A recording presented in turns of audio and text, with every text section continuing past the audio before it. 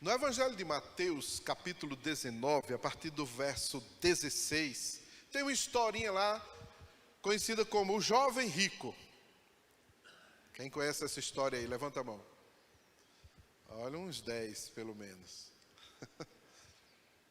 O jovem rico. Aí chega um jovem, está Jesus lá com os seus discípulos, ensinando. Aí o jovem chega para Jesus e diz: bom mestre, o que eu tenho que fazer para herdar a vida eterna? Jesus já entendeu a pergunta do jovem, e porque Jesus conhece as intenções dos nossos corações, aí Jesus já sabia que figura era aquela. Mas mesmo assim Jesus o atendeu e disse: por que você me chama bom? O que é que você quer com isso? Porque bom só tem um Deus. Você já sabe os mandamentos. Ah, sim, isso eu sei. Então o que você quer saber? Quer herdar a vida eterna? Não matarás, não roubarás, não adulterarás, não dirás falso testemunho. O que você quer? Ah, isso, Senhor, eu já faço. Estou tranquilo então. Aí Jesus olhou para ele e disse: só te falta uma coisa: confiar em Deus, ao invés de confiar nas riquezas. Só isso. Aí Jesus disse para ele, essa história está em Mateus, está em Marcos e está em Lucas, nos 3 evangelhos chamado de sinóticos: Mateus 19, Marcos 10, Lucas 18. E aí Jesus disse para ele: então vai, vende tudo quanto tens, distribui para os pobres, agora vem e segue-me.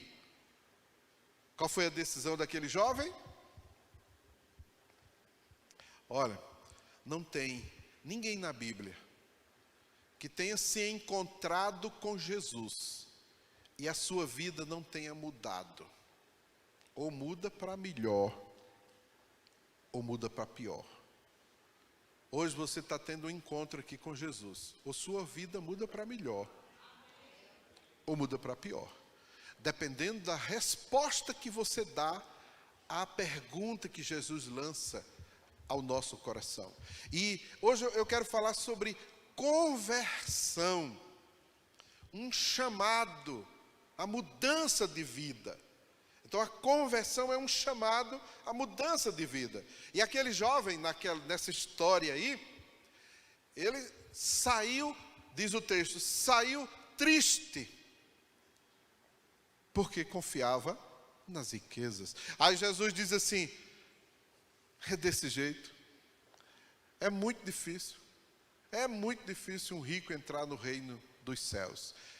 No Evangelho de Lucas, de Marcos 10, ele vai e corrige antes que alguém interprete errada a história que Jesus está dizendo ali.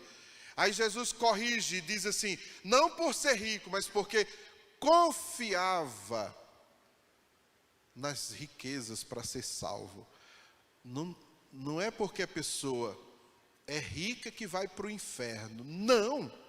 Não é pecado ser rico. Essa história de riqueza ser pecado foi plantado na mente das pessoas lá na Idade Média, quando a igreja da época queria tomar todos os bens, patrimônios, fazendas, terras do povo. Aí dizia: olha, você não pode ser rico. Você viu lá a parábola do rico e Lázaro? Olha, o Lázaro pobre foi para o céu, o rico foi para o inferno. Não. O rico não vai para o inferno porque é rico. Ele vai para o inferno porque ele não confia em Deus para se salvar. Há uma diferença aí. A questão não é ter dinheiro e aí vai para o inferno. Não tem nada a ver. Se fosse assim, Jesus não tinha discípulos ricos como José de Arimateia. Tem nada errado com isso. E muitos conservaram esse equívoco teológico, esse equívoco de interpretação da Bíblia e deixaram de ensinar sobre prosperidade nos púlpitos das igrejas, que não tem nada errado. Aí Jesus diz aquela famosa frase: é mais fácil um camelo passar pelo fundo de uma agulha do que o rico entrar no reino dos céus. Aí Jesus vai e completa para os discípulos entenderem. E diz assim, Jesus vai dizer para eles: isso é impossível, mas o que é impossível ao homem é possível a Deus. Não tem nada impossível que Deus não faça. E ele vai e diz: é difícil um rico entrar no reino dos céus, aqueles que confiam na riqueza. E aí vem essa frase: mais fácil um camelo passar pelo fundo de uma agulha do que um rico entrar no reino dos céus. Aí a gente pensa, o que será que essa frase quer dizer? Um camelo e uma agulha. Vamos pensar. Uma agulha. Se você não tiver uma vista boa, você não consegue passar a linha pelo fundo de uma agulha. Quem já tentou fazer isso? É uma canseira. E vai. Eu lembro a época que eu tentei fazer isso, eu achava que era a coisa mais fácil do mundo. E eu não conseguia enxergar. Agora imagine pegar um camelo e passar ali. É que não tem condições. Mas para a gente entender essas parábolas, a gente tem que saber o contexto da época. O que quer dizer isso naquela cultura? Não podemos nos esquecer que Jesus ensinou na cultura judaica de 2000 anos. Ele era judeu. O povo do Oriente usava camelo e usa até hoje. Quando a gente vai lá para Israel, está lá o pessoal, os beduínos, com os camelos soltos no deserto. Está lá um todo enfeitado para você tirar foto. Subir no camelo. E tem gente com coragem e sobe no camelo. Eu não tenho coragem de subir no camelo. Porque quando ele faz assim, eu tenho certeza que vou meter a cara no chão. Que ele se abaixa e depois dá aquele pulo de vez. Eu não tenho coragem de fazer um negócio desse, mas nem me pagando. Quanto mais eu pagar para fazer isso. Vou nada. Mas quando a gente vai para Israel, o pessoal tem coragem. Cadê? Silene lá em Maceió, ela teve coragem. Subiu no camelo, eu digo, meu Deus, vai levar uma queda agora que vai ser um negócio. Que caiu que nada. Segurou no camelo. Então, isso é cultural. Aí eu perguntei a um guia lá. Eu estava exatamente esperando o pessoal chegar na porta de Damasco. Você sabia que em Jerusalém hoje tem todas essas portas que a Bíblia fala? Lá em Neemias, as portas de Jerusalém, quase todas estão funcionando. Tem uma lá fechada, que quem vai lá vai entender por que está fechada e tal. Eu estava na porta de Damasco e lembrei e disse para o guia, rapaz, Jesus disse que era mais fácil um camelo passar por o fundo da agulha.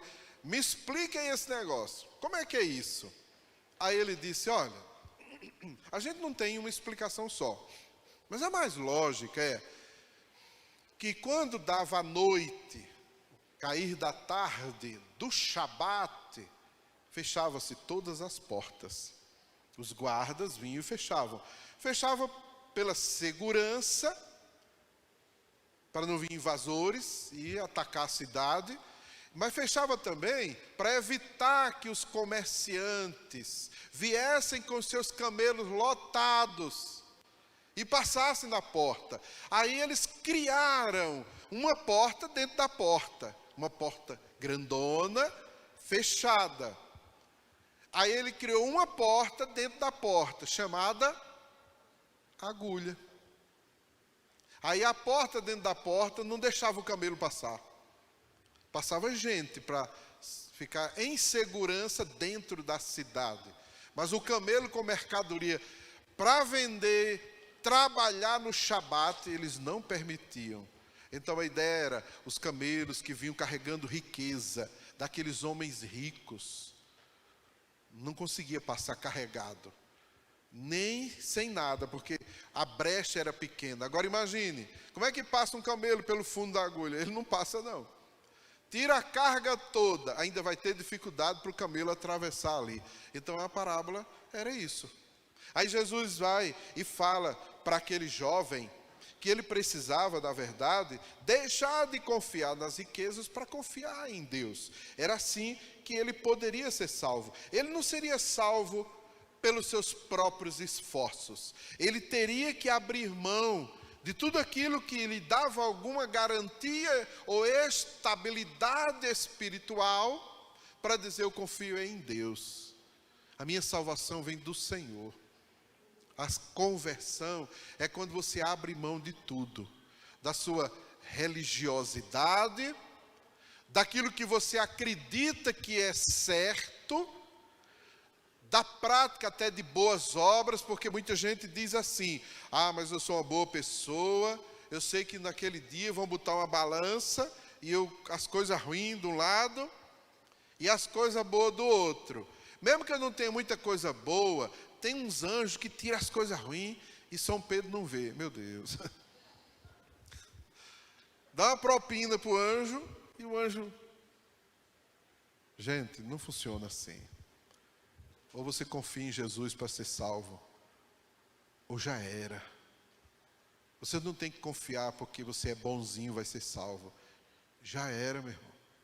Você não tem que confiar na riqueza. E aquele jovem, ele confiava na riqueza, não que o dinheiro fosse comprar, mas é que havia uma ideia naquela época que se você fosse pobre, é porque estava em pecado e estava sendo castigado por Deus.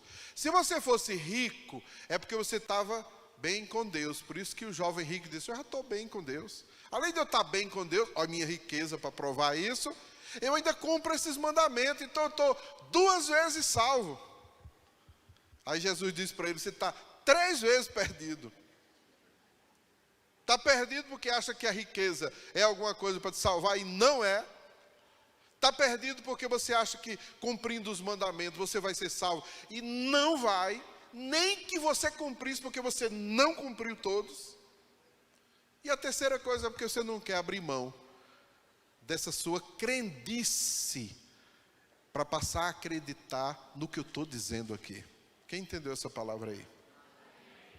Eu poderia terminar a ministração já agora.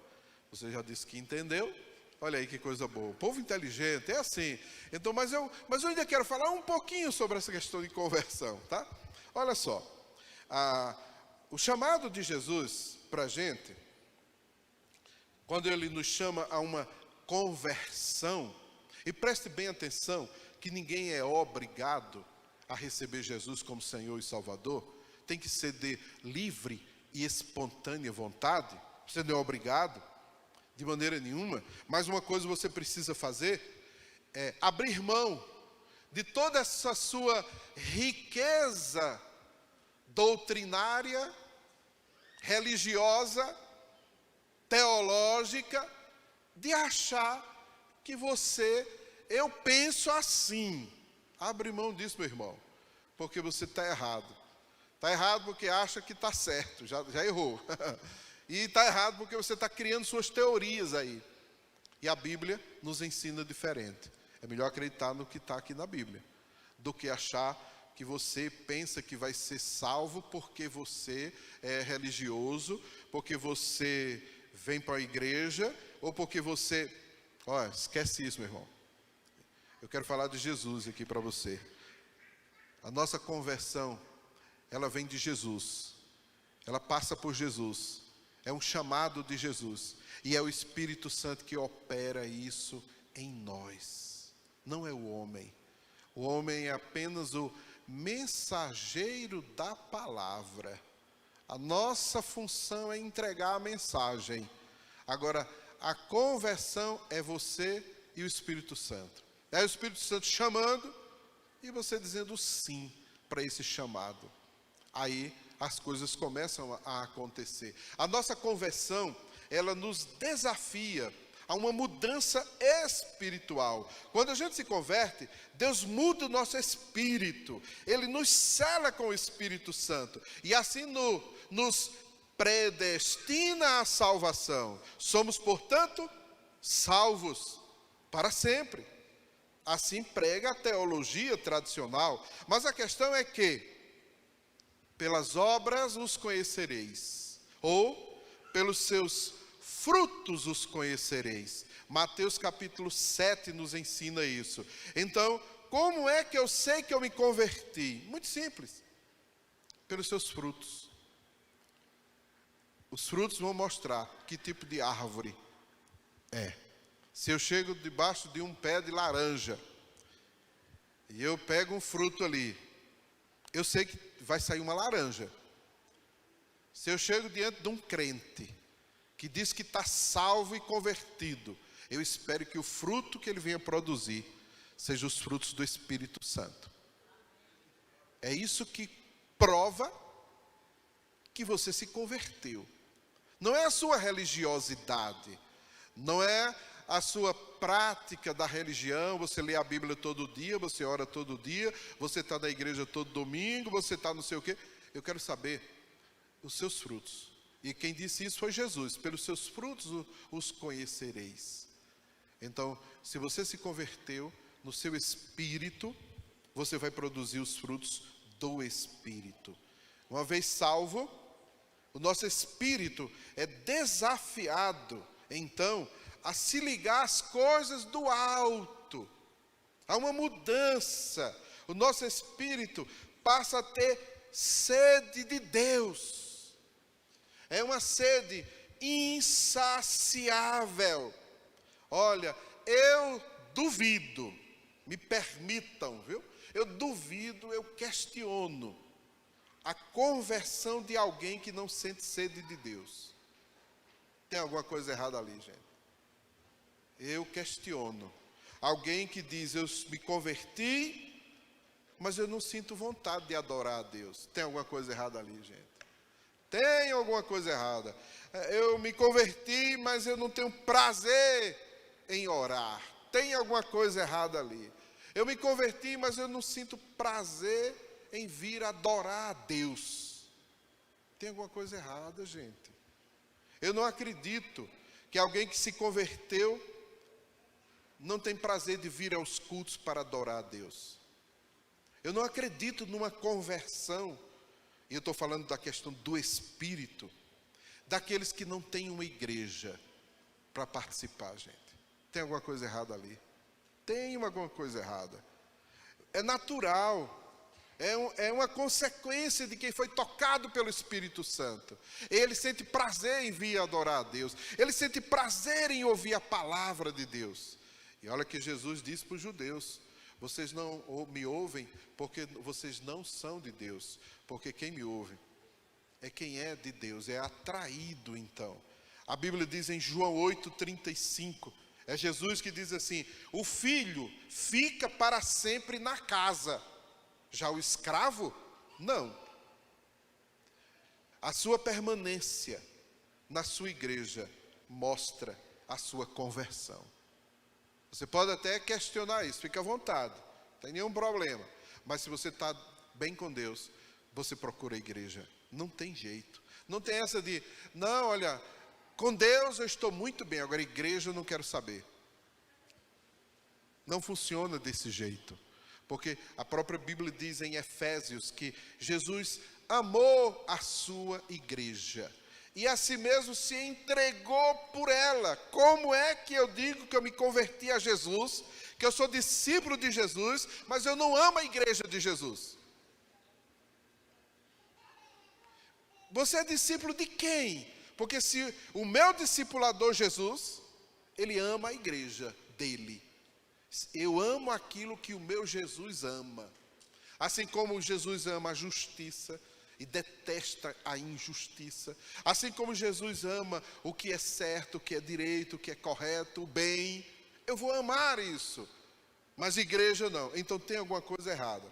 E enquanto a gente estiver aqui, a gente tem a oportunidade de mudar, de consertar isso rapidamente. Quem se converteu de verdade, permanece de verdade na igreja. O salmista no Salmo 1, bem-aventurado o varão que não anda segundo o conselho dos ímpios, ele não se detém na roda dos escarnecedores, antes tem o seu prazer na lei do Senhor, e na sua lei medita dia e noite. Ele será como árvore plantada junto às correntes das águas, a qual dá o seu fruto na estação certa, e cuja folha não cai, e tudo que fizer prosperará. Mas não são assim os ímpios. Eles são como moinho que o vento espalha. E depois o salmista diz: e os pecadores não permanecerão na congregação dos santos. É o pecado que tira a pessoa de dentro da igreja. A conversão bota ele dentro da igreja. Quando ele se converte, ele entra da igreja.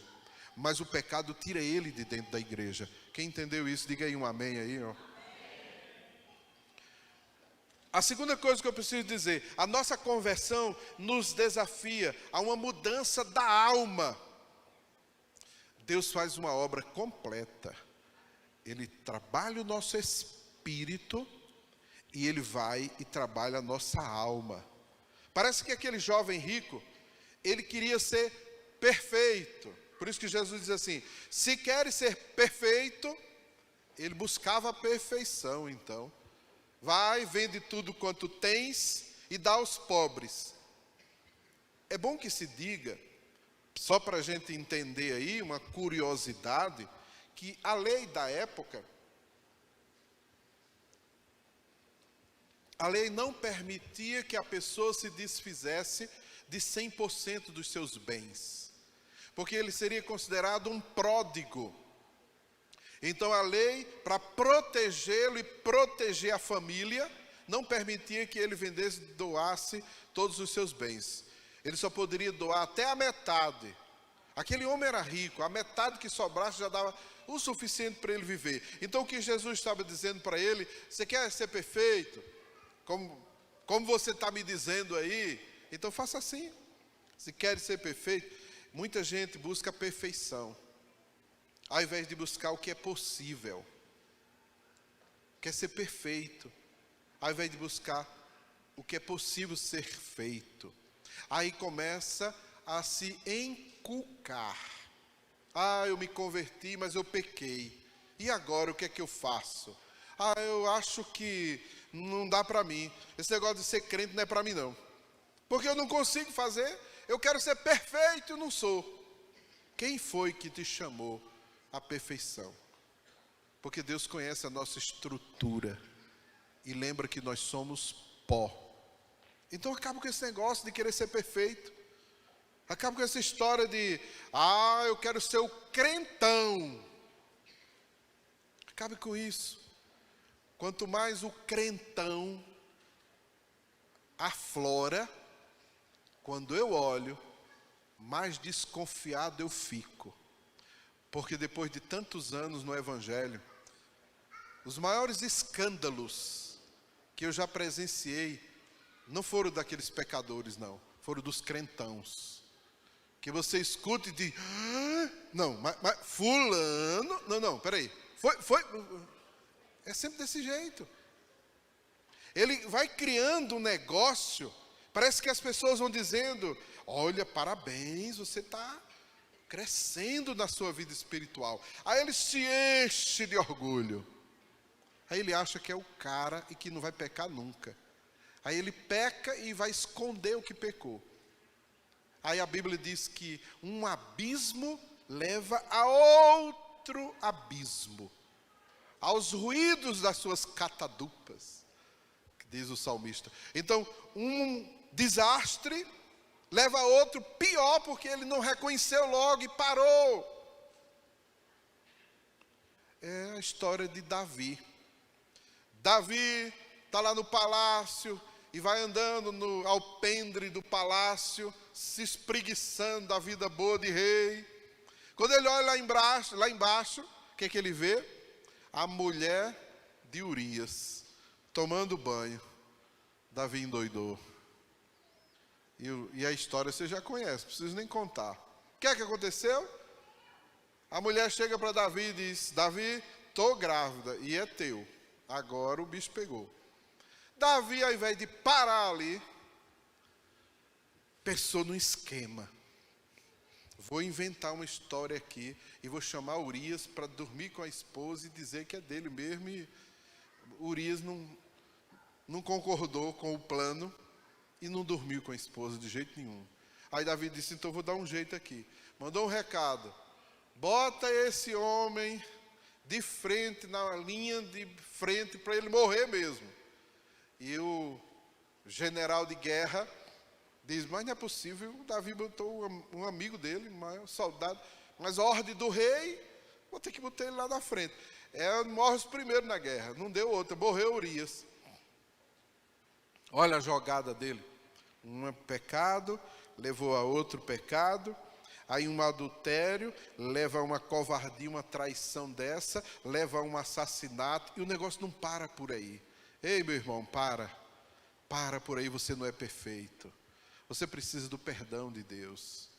Corre atrás do perdão de Deus enquanto é tempo. Enquanto o desastre não está maior. Corre, busca Jesus logo, meu irmão. Você que está aqui ouvindo essa palavra, busca Jesus logo. Corre, porque o desastre vai ser muito pior na sua vida. Será que você está aqui para ouvir bem essa palavra?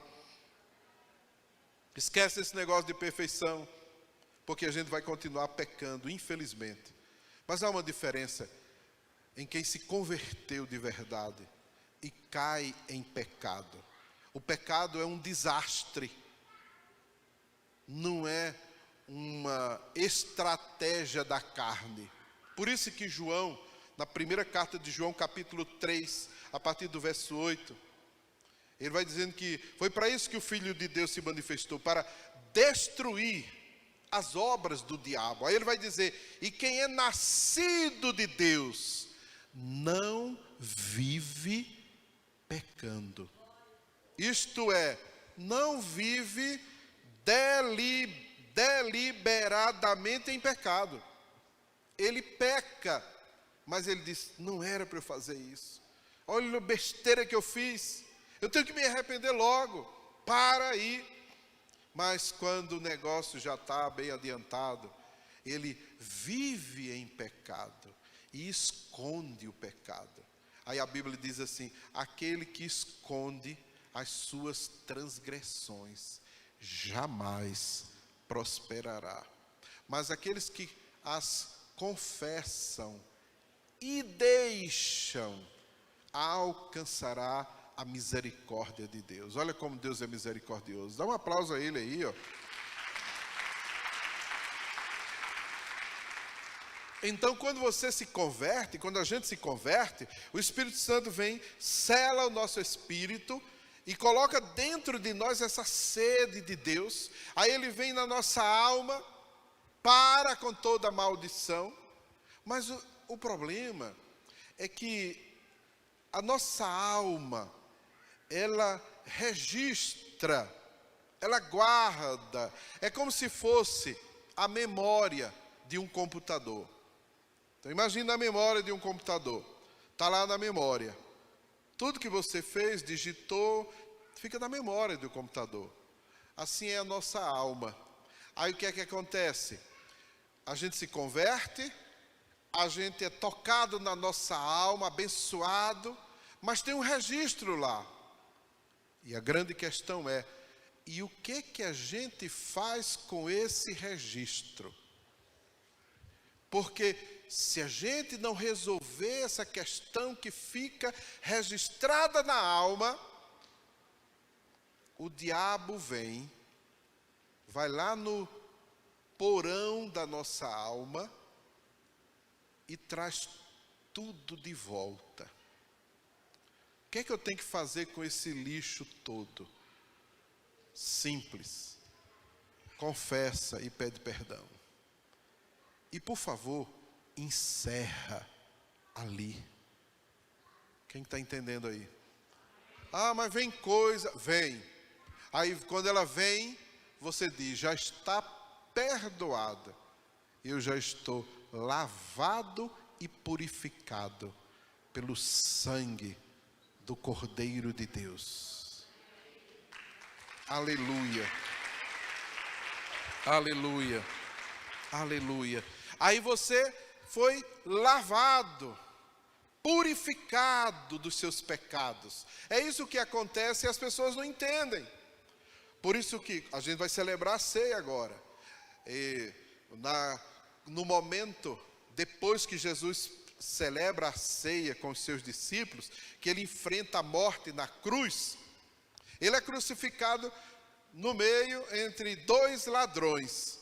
Um se arrepende, olha para Jesus e diz, fala para o outro e diz, olha, você nem ao menos teme a Deus estando nesta mesma condenação. Nós estamos sendo condenados por aquilo que a gente fez. A gente merece mesmo. Mas esse homem aqui, ó, não fez nada para estar aí. Aí olha para Jesus e diz, Senhor, lembra-te de mim quando entrares no teu reino. Sabe qual foi a resposta de Jesus? Hoje estarás comigo no paraíso. Pode aplaudir mesmo. Ah, tá, mas e os pecados dele? Jesus já perdoou. Assim como ele perdoou os nossos. A diferença é que a gente não morreu agora. Vai demorar mais um pouquinho, ora. Mas já está perdoado, meu irmão. Agora, por quê? Por que você fica lembrando daquilo que Jesus já perdoou? Por que você fica lembrando disso? Você já foi perdoado, entenda isso. Aí você enche a sua cabeça de caramiola, aí vai para o psicólogo, aí vai para a terapia, aí vai não sei para onde. Você já foi perdoado. Ah, mas aí eu pequei de novo. Pede perdão a Deus de novo. E você vai ser perdoado, lavado, purificado. Quando a gente tomar a ceia do Senhor agora, todos os nossos pecados serão perdoados pelo Senhor. É como se zerasse tudo. Creia assim. Isso se chama conversão. Mudança de vida, mudança na alma. Então, quando você entra num processo de santificação, porque a conversão é imediata, é instantânea, por isso que aquele homem pecador, crucificado, recebeu aquela palavra, aquele decreto de Jesus, hoje estarás comigo. Então, o decreto é imediato, é instantâneo, porque a conversão é imediata, é instantânea. Não deu tempo para ele se preparar para mais nada. Já estava pronto. Está resolvido. Hoje você vai sair daqui resolvido, meu irmão. Pronto. Lavado. Purificado pelos seus pecados. Quem crê assim?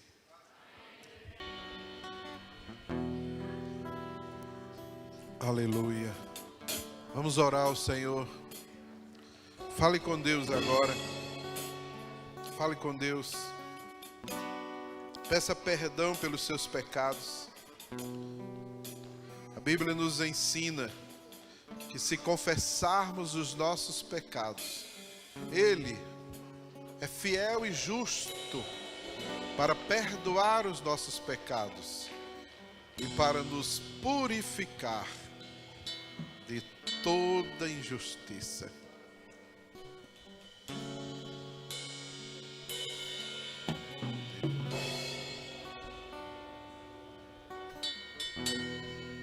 Fale com Deus, peça perdão. Libere perdão para quem te ofendeu. Porque assim como você precisa ser perdoado, você também deve perdoar.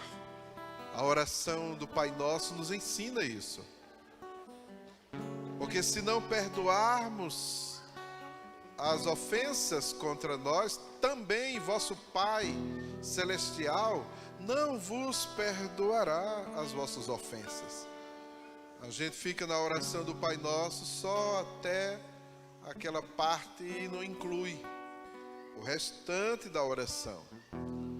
Perdoar as nossas dívidas assim como nós perdoamos os nossos devedores. E depois vem a explicação, porque se não perdoar, você também não será perdoado.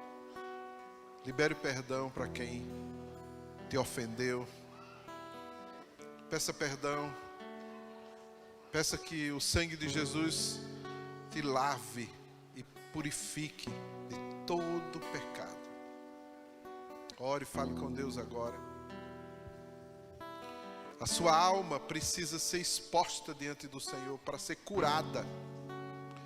E uma vez que você recebeu o perdão, não duvide do perdão de Deus na sua vida. Não duvide, Ele te perdoou. Qualquer coisa além disso vem do diabo, o acusador. Então hoje você vai sair zerado.